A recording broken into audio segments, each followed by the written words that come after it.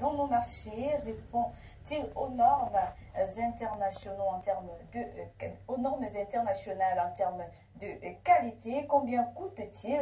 Voilà autant de questions qui s'imposent à nous. Nous y reviendrons dans quelques instants. Le temps de prendre ce reportage de Jean-René Menguele sur la récolte du riz à Akak, une localité non loin des Bolova, c'est dans la région du Sud. Regardons et on se retrouve juste après. Produit du riz au rythme de la saison des pluies, l'espérance le pour. Ici, à Akok, à la périphérie des Bolova, ce projet de la coopération japonaise est mis en pratique. Ma production a triplé, voire même quadruplé dans les prochaines parcelles. Comme lui, 9 autoproducteurs sont engagés dans cette aventure plutôt prometteuse. Les résultats au fil des ans augmentent. Cette année, la production a été très bonne par rapport aux productions antérieures.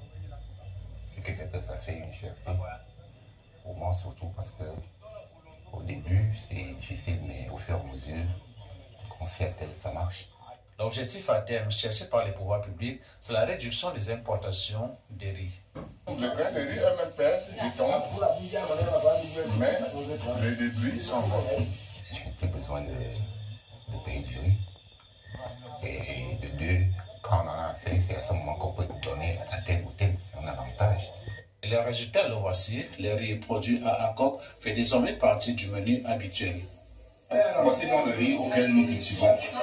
Et cette fois-ci, nous l'avons égrené, nous l'avons, n'est-ce pas, battu, comme vous l'avez constaté, ensemble.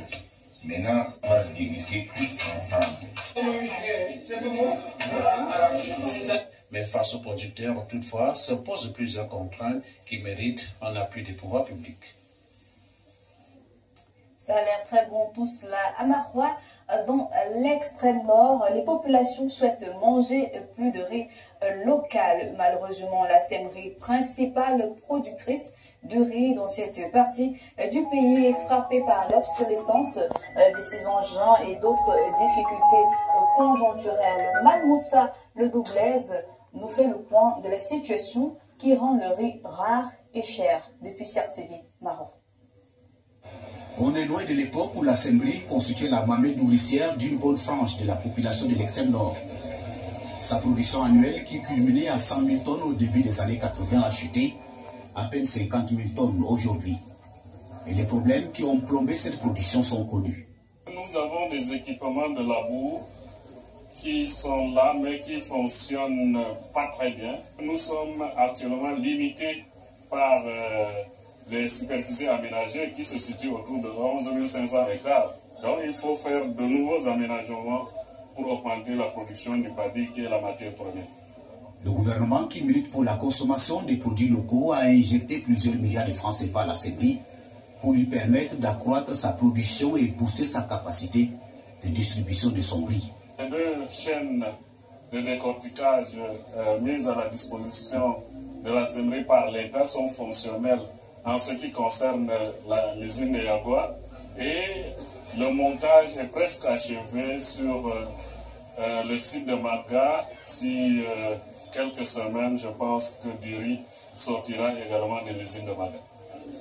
La Semri peut compter sur le ministère du Commerce pour rendre son produit plus visible et accessible sur les marchés. Nous travaillons en collaboration avec les responsables de la Semri afin que ce produit qui est prisé, je le rappelle encore par les populations par rapport aux riz importés, soit accessible et partout au Cameroun. Occuper une place de choix sur le marché du riz au Cameroun reste un défi. Il faut compter sur le gouvernement pour le relever. Le riz made in Cameroun est très apprécié selon une enquête menée par notre équipe de reporters sur le terrain, mais il est très rare.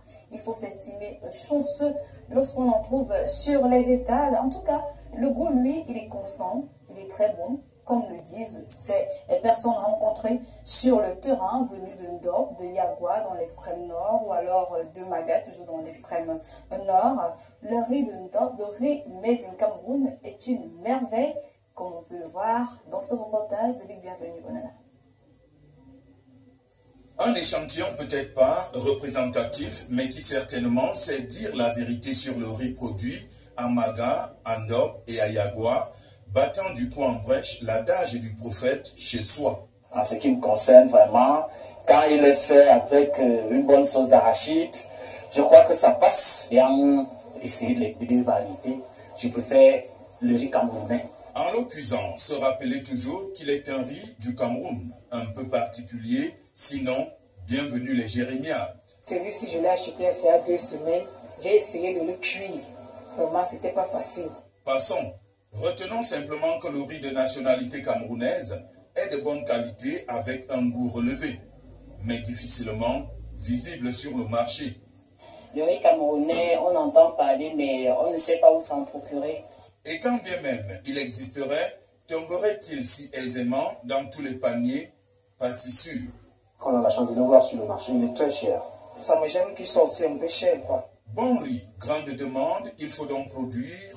Parole du ministre du Commerce l'autre jour à Yaoundé. Les disponibilités à l'Assemblée sont faibles. Il y a d'une part le riz qui est marchand, c'est-à-dire le riz décortiqué, qui représente moins de 70 tonnes. Et le riz